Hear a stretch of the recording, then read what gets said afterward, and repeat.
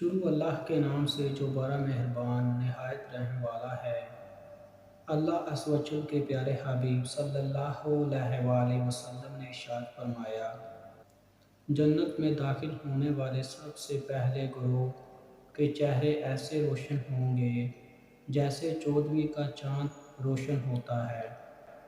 نہ اس میں تھوکیں گے، نہ ان کی ناک سے کوئی علائش آئے گی، اور نہ پیشاب نہ پیخانہ کریں گے۔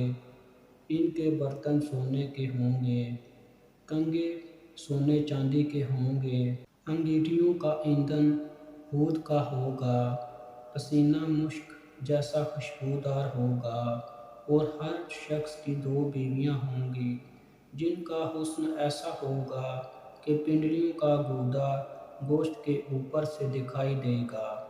نہ جنتیوں میں آپس میں کوئی اختلاف ہوگا اور نہ بات عناد۔ ان کے دل ایک ہوں گے اور وہ صبح و شام اللہ پاک کی تسبیح تحلیل میں مشغول رہیں گے۔ یہ حدیث صحیح بخاری سے نقل کی گئی ہے۔